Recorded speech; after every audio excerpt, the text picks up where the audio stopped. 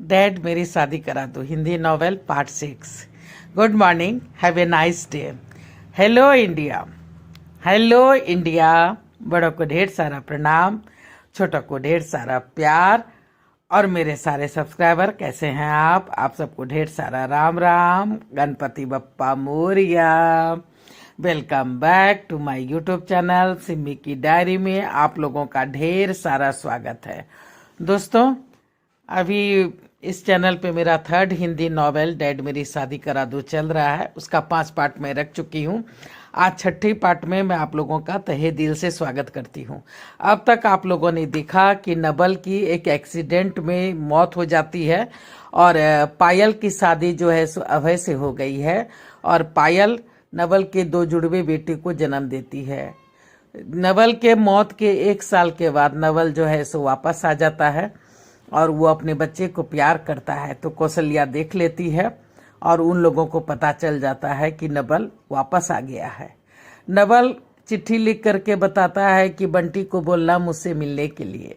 बंटी समझ जाता है कि वहीं पहाड़ी पे नवल मुझे मिलेगा जहां दोनों अक्सर जाया करते थे। तो बंटी वहीं पहाड़ी पे जाता है और वहां उससे नवल से भेंट होती है।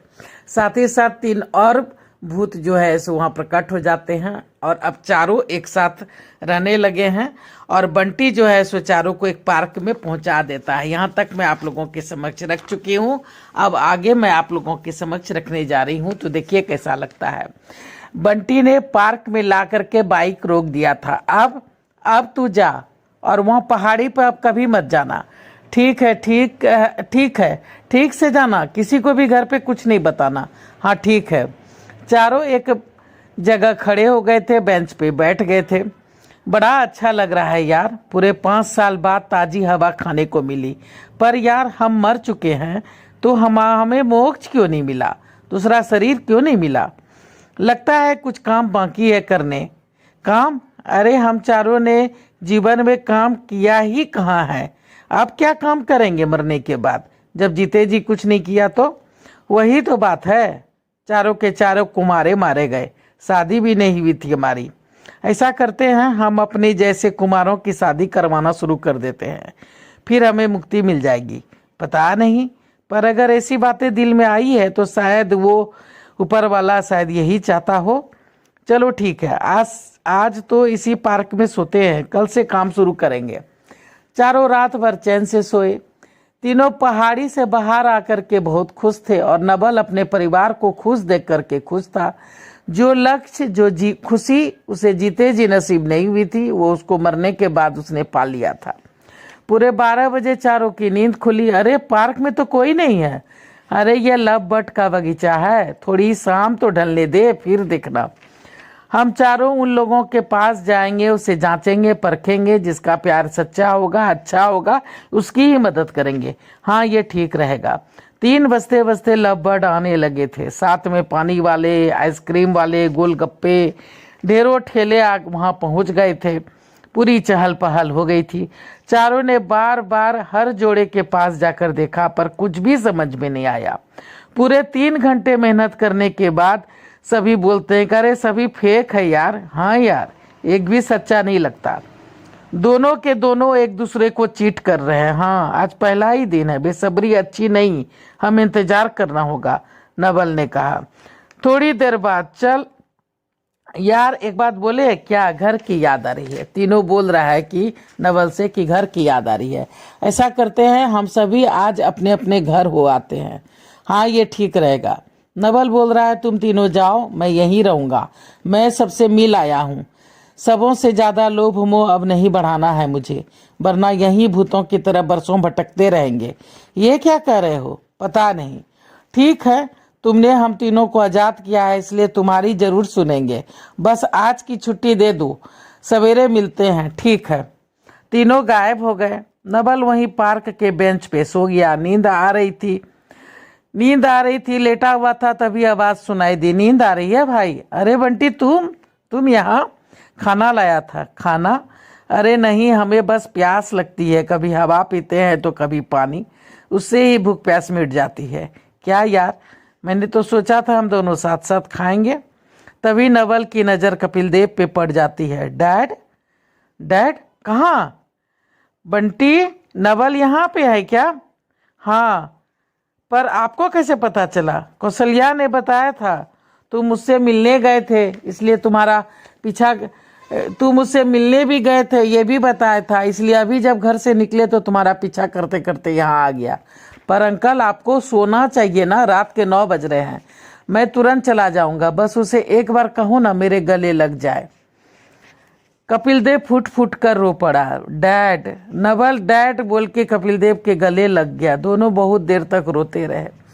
थोड़ी देर बाद, डैड, मुझे कुछ अच्छे काम करने हैं, तभी मुझे मुक्ति मिलेगी, वरना यूं ही भटकता रहूंगा, और इसलिए मुझे सबों से दूर रहना होगा। पर मैं वादा करता हूँ, इस जहां को छोड़ने से पहले आप सबों से कम एक बार जरूर मिलूंगा। ठीक है बेटा, जैसे प्रभु की मर्जी। अब आप जाइए, बंटी लेकर जाओ डैड को। हाँ ठीक है भाई। दोनों मोटरसाइकिल पे बैठ के चले गए थे। चलिए अंकल। हाँ, दोनों चले जाते हैं। इधर मुन्ना, संजय और संजीव सभी अपने अपने घर आते हैं। तीनों का दिल टूट जाता है। कोई भी उन्हें याद तक नहीं करता। सभी अपने अपने जिंदगी में खुश हैं। तीनों के मुंह लटक जाते हैं। वापस पार्क में आ जाते हैं। नवल पूछता है, क्या हुआ? सभी हमें भूल गए हैं भाई। तो नवल बोलता है कि अच्छी बात है ना, हमें तो खुश होना चाहिए। ये जीवन है, यहाँ जिंदगी चलती रहती है, दौड़ती रहती है, किसी के लिए नहीं थमती, नहीं रुकती। हमें भी अपना काम करके यहाँ से निकलना है, अपने नए सफर पे, किसी नए ग्रह पे, नए शरीर के साथ। सच, तुम कितनी अच्छी अच्छी बातें करते हो, अच्छा लग रहा है। चलो अब सोते हैं। कल पार्क के अलावा और भी जगह घूमेंगे हम लोग, और दूसरों की मदद करने की कोशिश करेंगे। अभी इन लोगों को नींद लगी ही थी कि किसी के रोने की आवाज़ सुन करके नींद खुल गई। कोई रो रहा है भाई? अरे चुपचाप सो जा, हमारे जैसे ही कोई भूत होगा जो रो रहा होगा। नहीं यार, भूत के रोने की आवाज़ नहीं लग रही है। चल तब फिर देखते हैं। चल ना, चल चल के देखते हैं। चारों पेड़ से उतर करके वहाँ पहुँचे। देखा एक लड़का लड़की बेंच पे बैठा है। लड़की फुट फुट के रो रही है, लड़का उसको चुप करा रहा है। इन चारों को कुछ भी समझ में नहीं आ रहा था कि क्या करे क्या न करे, आखिर बात क्या है। तभी नवल को एक युक्ति सूझी। बोला कि तुम तीनों इन दोनों का पीछा करो, पता करो कौन है, क्या करता है, सारी कुंडली निकालो। तब तक मैं घर होकर के आता हूँ। अभी इतनी रात? हाँ यार, ठीक है। आधा घंटा रुक करके दोनों लड़का लड़की वहां से उठ के चल दिए। तीनों ने उसका पीछा करना शुरू कर दिया। लड़की पार्क के बगल में ही बनी बंगले में रहती थी, शायद इसलिए इतनी रात यहाँ आने का हिम्मत जुटा पाई थी।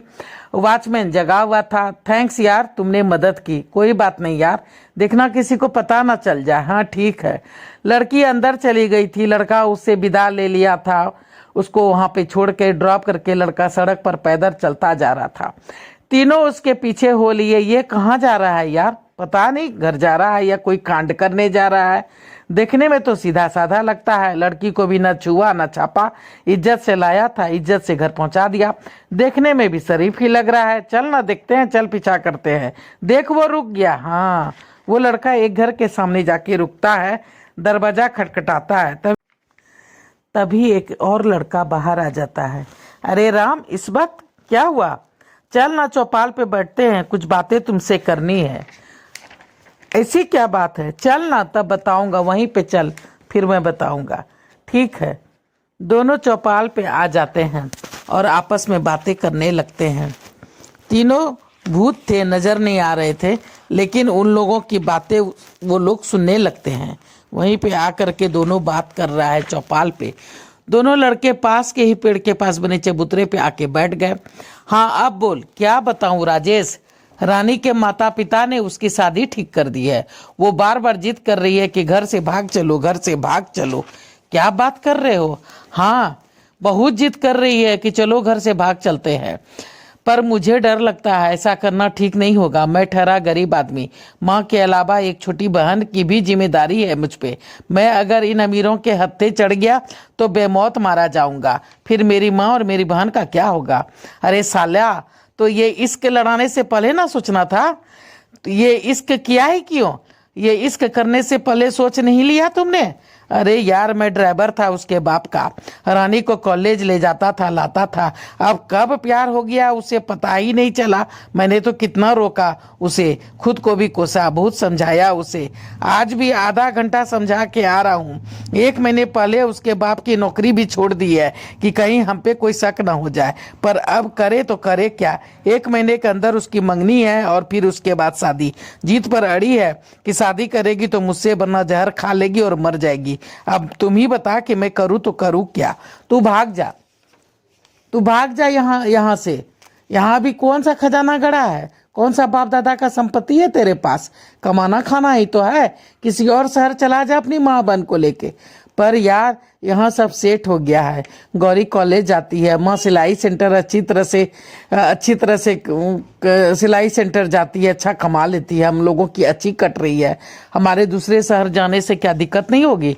तो तू अकेले चला जा, तू अकेले चला जा कुछ दिन के लिए। रानी की जब शादी हो जाएगी तब तुम चली आना। रानी शादी करके चली जाए तब आना। पर अगर उसने जान दे दी तो? अरे कुछ नहीं करेगी, ये गिदड़ धमकी है लड़कियों की। तू चला जा, और कोई विकल्प नजर नहीं आ रहा है। मुझे डर लग रहा है यार, अगर वो सचमुच में मर गई तो तू भी मर जा उसके साथ।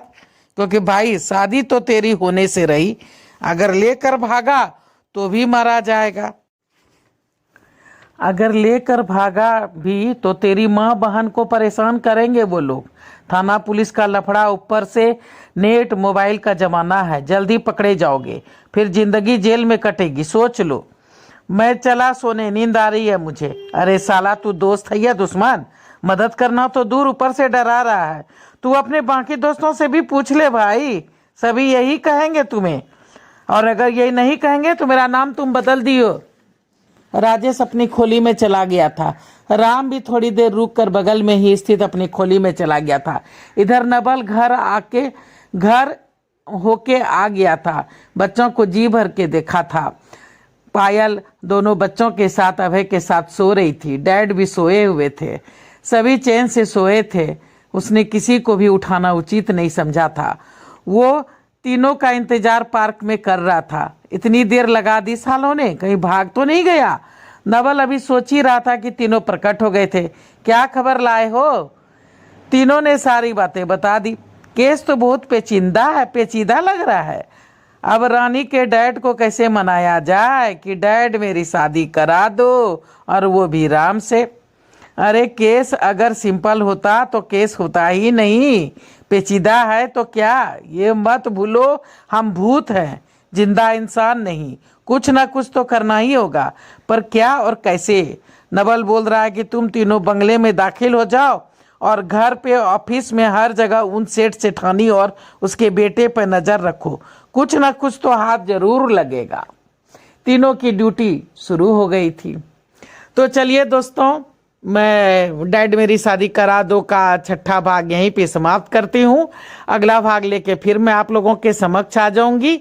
आप लोगों की सपोर्ट की मुझे बहुत ज़रूरत है। दोस्तों प्लीज़ सपोर्ट कीजिए। सब्सक्राइब करने में आपके कोई भी पैसे नहीं लगते, तो प्लीज़ मेरी मदद कीजिए। थोड़ा सा मेरी सब्सक्राइबर को बढ़ाइए। पूरे 4 साल होने को हैं, अभी तक मोनिटाइज नहीं हुआ है मेरा चैनल। प्लीज़ सपोर्ट कीजिए, मेरी पुकार सुन लो। सब्सक्राइब करो, लाइक करो, शेयर करो, कमेंट्स करो, और बेल बटन जरूर दबाना दोस्तों, ताकि जब जब मैं वीडियो डालूं तो आप लोगों को नोटिफिकेशन मिल सके। अब मैं अपनी वाणी को यहीं पे विराम देना चाहती हूँ। जय भोलेनाथ, हर हर महादेव। और आप लोगों का ढेर सारा थैंक्स सपोर्ट करने के लिए, सब्सक्राइब करने के लिए, लाइक करने के लिए, शेयर करने के लिए, और मेरे वीडियो को शुरू से अंत तक देखने के लिए।